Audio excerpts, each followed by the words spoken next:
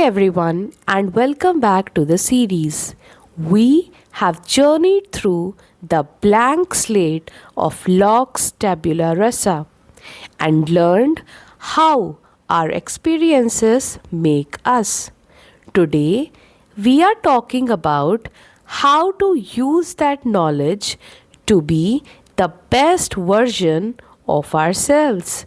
We are diving into virtue ethics, a philosophy pioneered by Aristotle over 2300 years ago. Now, when you break down on the side of the road, you don't call a philosopher, you call a mechanic. And what do you look for in that person? You look for skill, yes. But more importantly, you look for character. You want them to be honest, capable, and fair.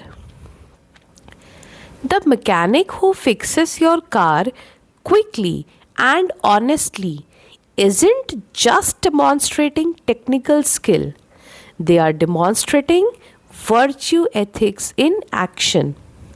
They embody the highest human good or eudaimonia, often translated as flourishing or living well.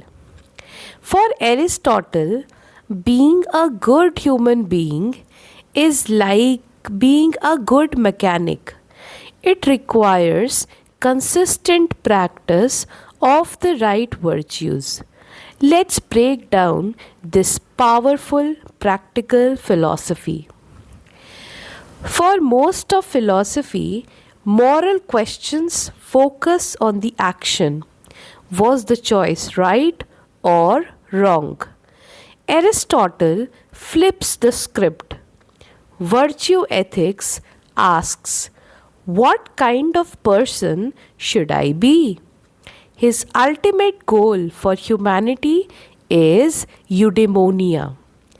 This is not temporary happiness, but a deep, lifelong state of human flourishing achieved by fulfilling one's function, which for humans is reasoning well. How do you get there?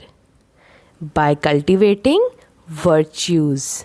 Virtues are excellent character traits like honesty, courage, and generosity that are developed through habitual practice.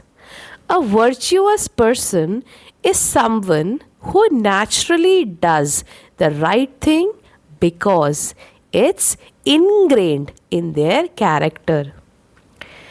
But how do we know what the right amount of a trait is?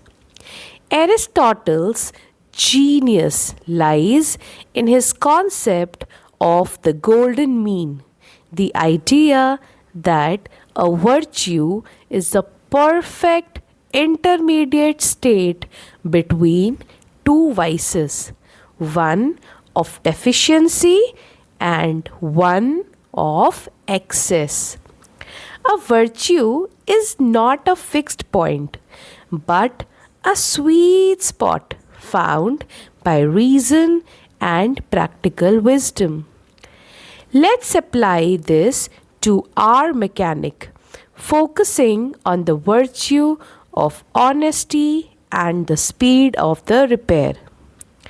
Now, first is speed and efficiency. What is the deficiency? Maybe it can take long. The golden mean is quick but done well, and excess is too fast but forgets to put a bolt.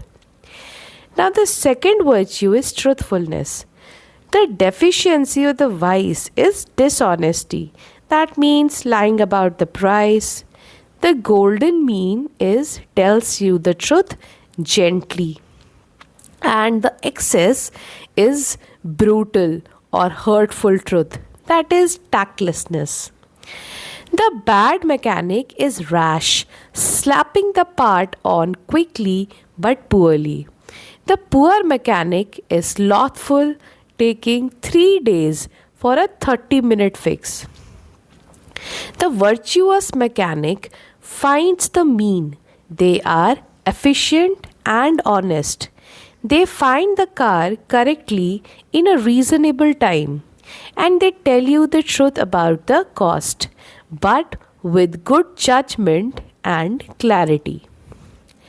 Virtue isn't a gift, it's a skill. Aristotle says you become brave by consistently performing brave acts. You become a good mechanic by consistently practicing the traits of good mechanics. This is where phronesis or practical wisdom comes in. The virtuous person isn't a robot following a rule book. They use practical wisdom to judge the context. The truly virtuous mechanic knows when to be brutally honest about a dangerous problem. That is courage. The next one, when to show compassion by offering a payment plan. That is generosity. And the third one is when a quick fix is adequate versus when a full time consuming overhaul is necessary. Judgment between rashness and sloth. This is why virtue is so powerful.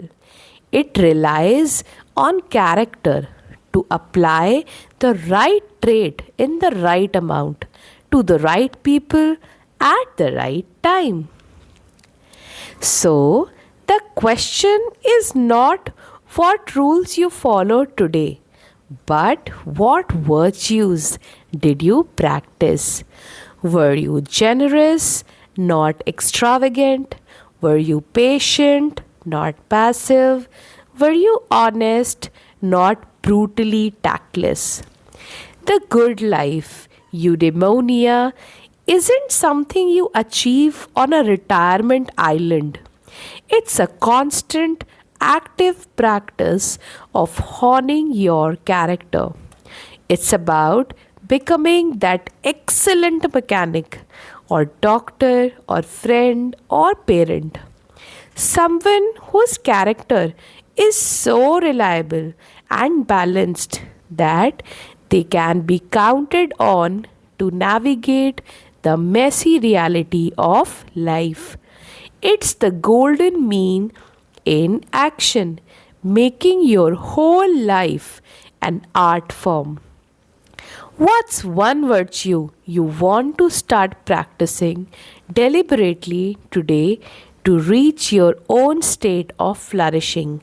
Let me know in the comments below. Don't forget to like and subscribe to keep building that excellent philosophical character. I'll see you next time.